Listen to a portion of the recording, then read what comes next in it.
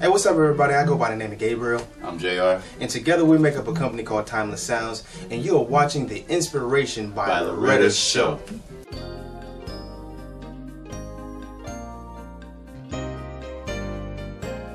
Tell me where would my life be without you? You've been so good to me. Brand new mercy I see. Thank you, Lord, for being there.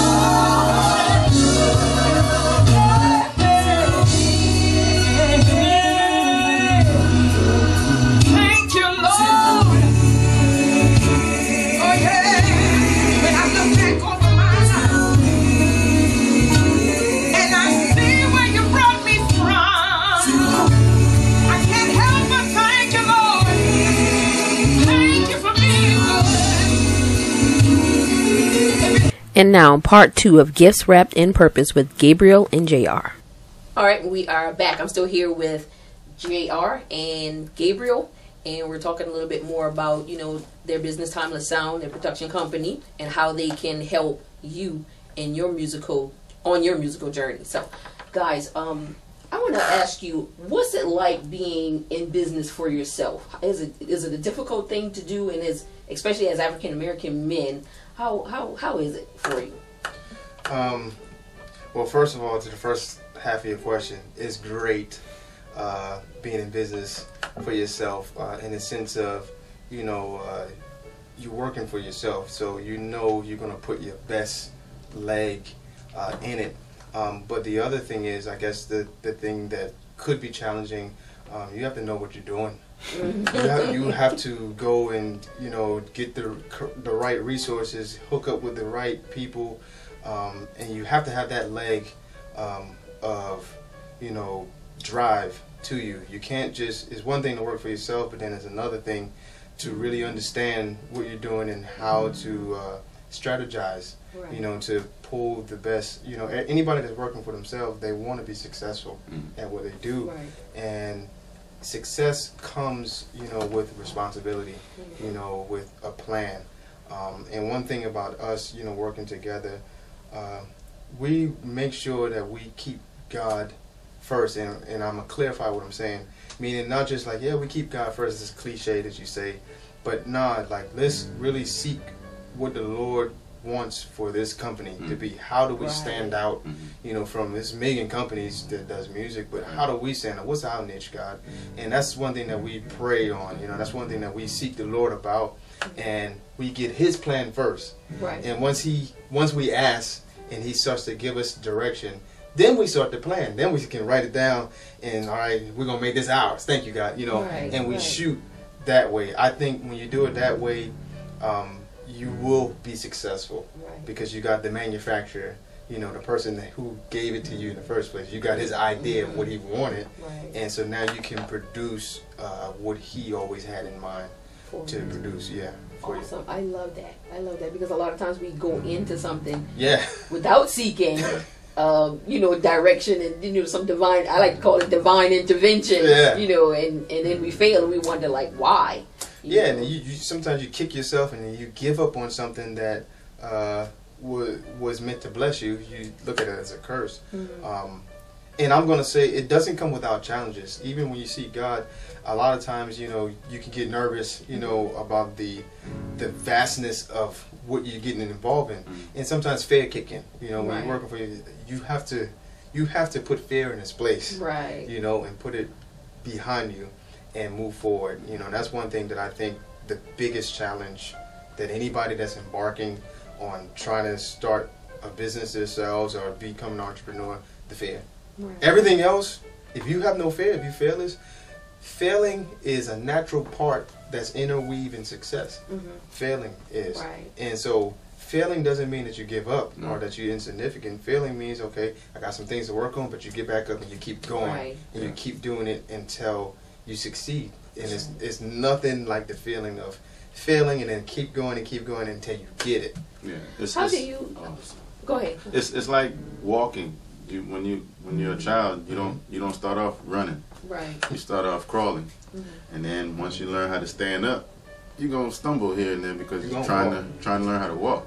Now, once you master that walking, that's the same thing with business. You know, you're gonna fail here and there, but you learn from those mistakes, and as you learn, you grow, you study, you know, research, and you become this massive, you know, company. Yeah. Right.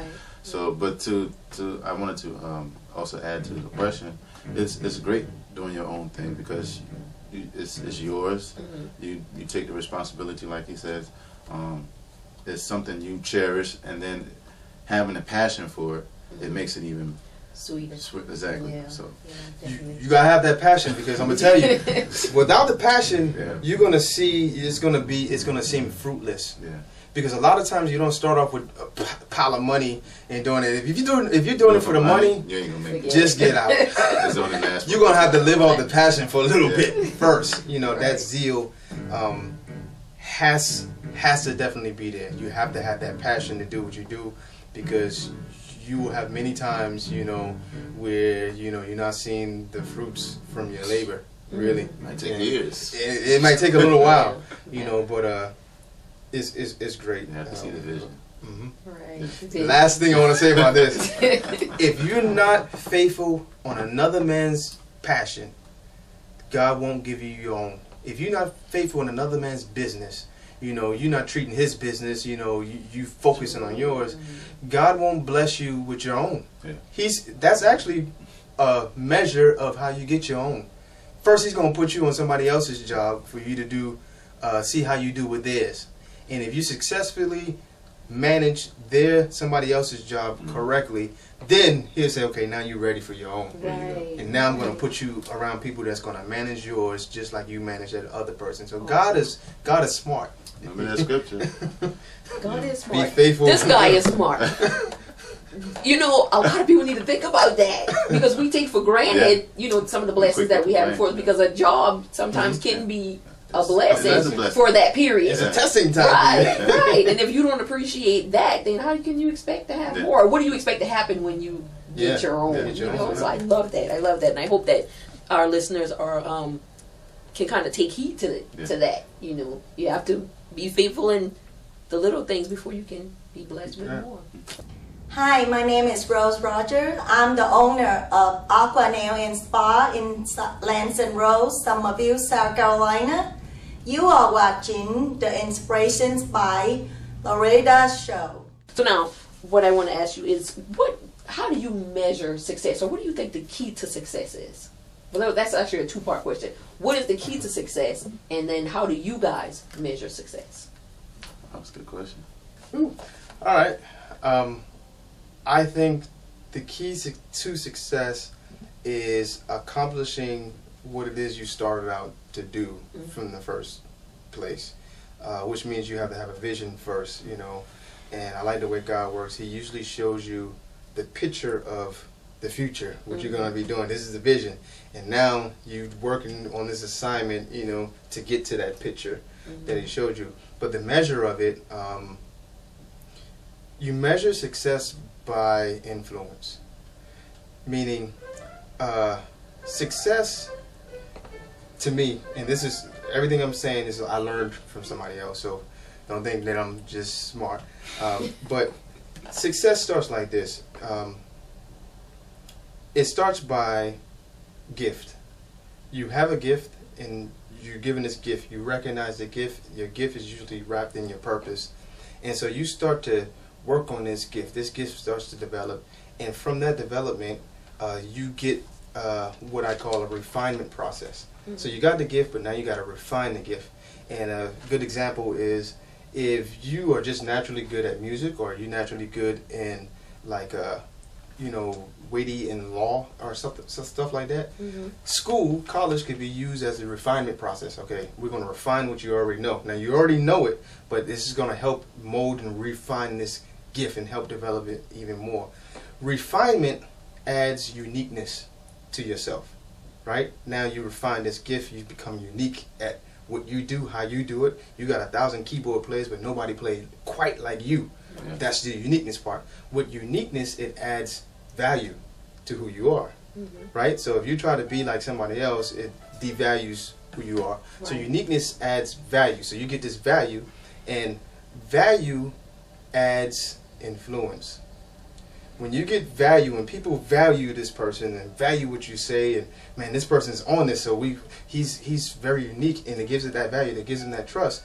He has influence now, and influence leads to greatness. So we measure greatness or success by the number of people that you can influence. Awesome. The number of people that you can influence in whatever you're doing. You know, I'll use a secular example, like you got Tiger Woods, right? You know, this guy refined his gift. You know, he knew he had a gift at 4 or whatever like that. He went on. Michael Jordan, same thing. Refined the gift, practicing all the time. And he gets on the stage and he built a uniqueness about it, and people started to value this guy, and his value brought the influence, and the influence is the measure of greatness or success. So that's how I measure success, the number of people you can influence. You need to put that in a book somewhere. I think people will value that. No, I got that from a mentor of mine, so I'm not taking credit from anything, but once you learn something, it's yours. Right. When you learn it, it's yours. Take hold of it. It's yours. You own it. So love it, love it. JR, what do you take on this? I look at success as you setting a goal. It doesn't have to be with music. It can be just with life. You set a goal that's something you're trying to meet. You want to be married. Okay, you get married. That's a success. Now you continue on. You want to have a successful marriage. You want a blessed marriage. So you got to do things beyond after you have completed the first success. You know, so there's goals that you have to meet in life to become a success. So if you keep that mind frame of, I want to be success at this, you want to go beyond. So I look at success as beyond your goals. So you set a goal, you keep on going. Because if you be success at this and stop, you know, I look at that as being successful. Right. You completed that. You're done. Full of success. Right. You're done. So I look at it as you continue going. Right. That's life. You want to continue to get better as a person and better at whatever it is that you do. Sounds good. Sounds good. Miserable as a winter's rain, like a caged animal going insane. My mind, my soul, and spirit, which once soared, has lost its way and become stuck. The vision for my life's path has met disappointment and harsh luck. Now a haunting nightmare are the dreams that once pricked my very soul. Living in the stain of my fantasy, how I long to behold. Shredding in the fabric of my destiny, completely stunned by the irony that my sabotager is me. I see everyone around me living, yet inside I'm slowly dying. Through all the failed attempts in my life, how do I convince myself to keep on trying? I look at my own reflection and am amazed at what I see. I come to realize that what is not what used to be. Vague, yet still visible. A speck of light remains in the remnants of me. I'm in the process of renewal. My wings are about to be set free. My vision, my future, and my victory is not contingent upon mere luck. It will take hard work and determination. It will take inner strength to become unstuck.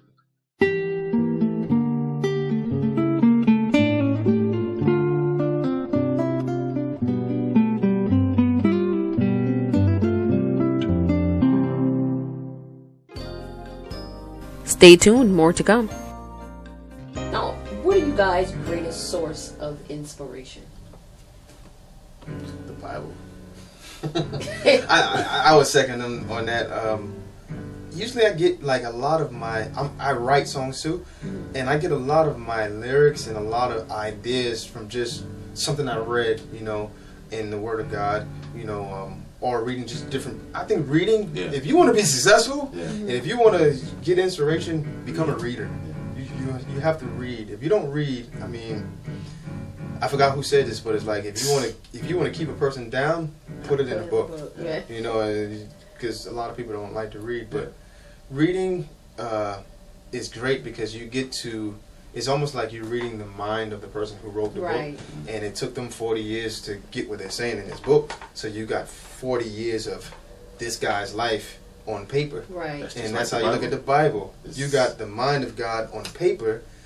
Read his mind. Read what he's trying to say here, and you know, in all you're getting, get understanding of what you're reading.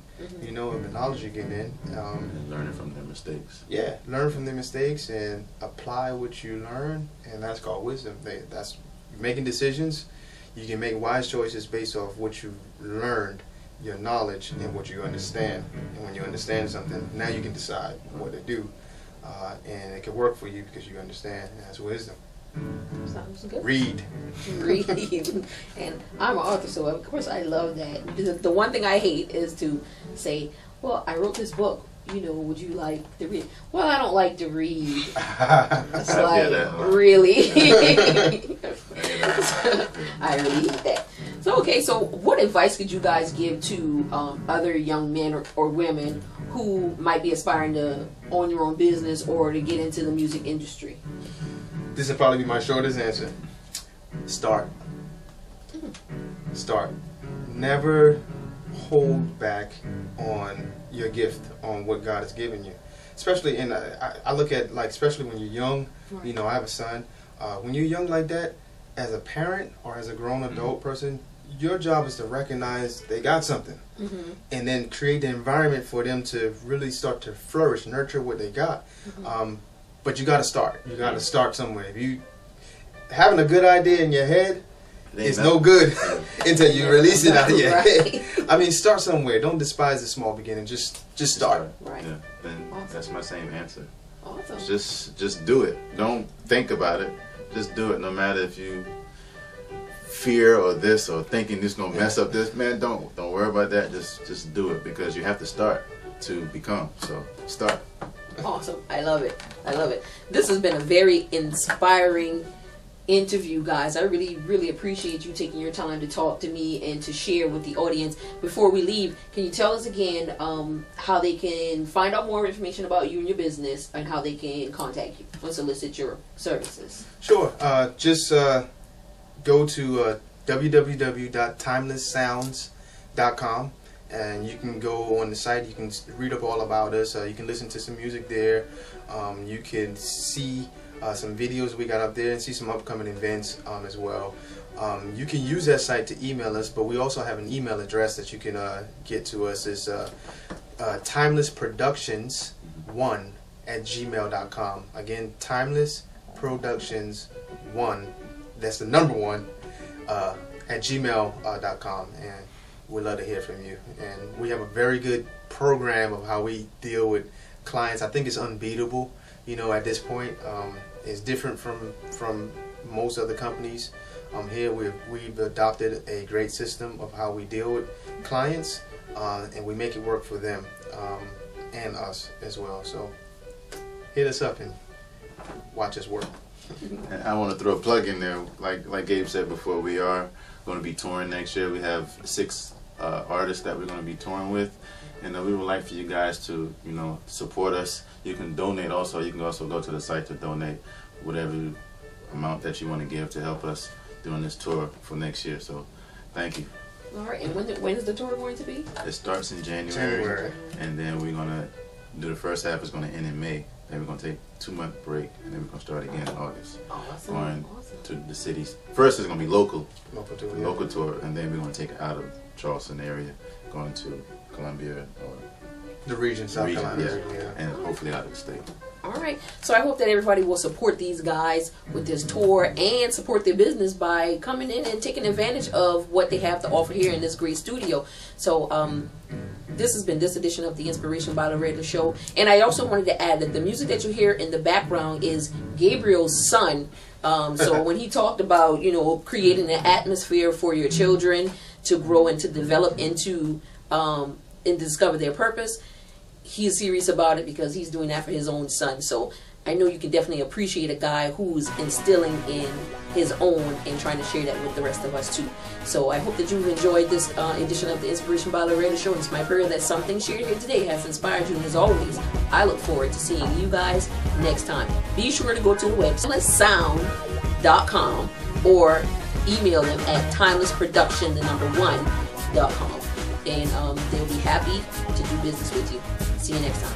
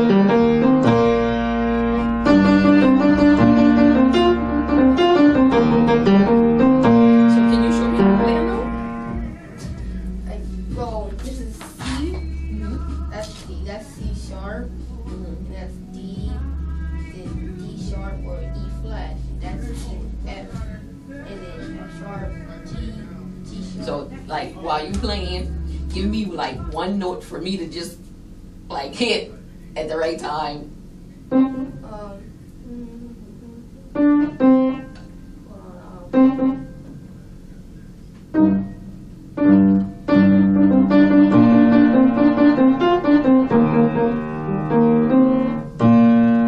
Okay, so that's the last one, right? Okay, tell me wait. Go ahead.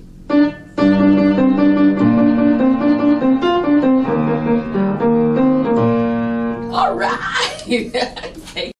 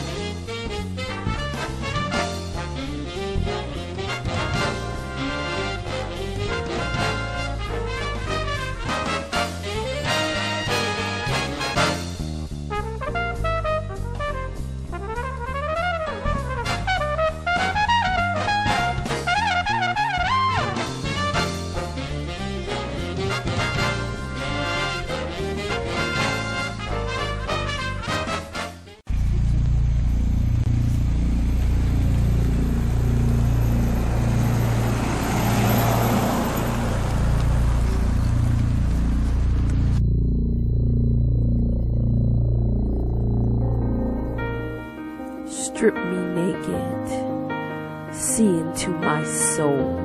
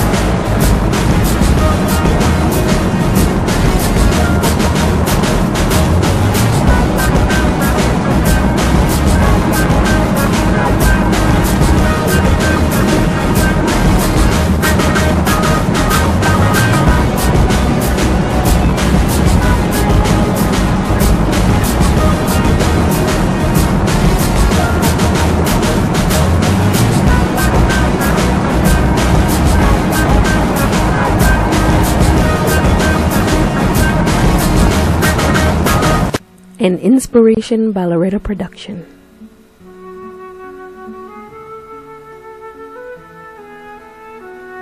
If I had wings, would I fly? Or would fear keep me from the sky? Would I watch as my dreams float away?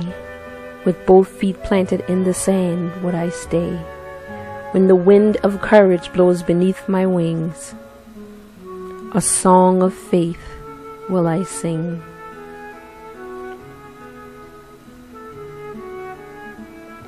Will I believe the promise of the sky, that my destiny and my purpose is to fly?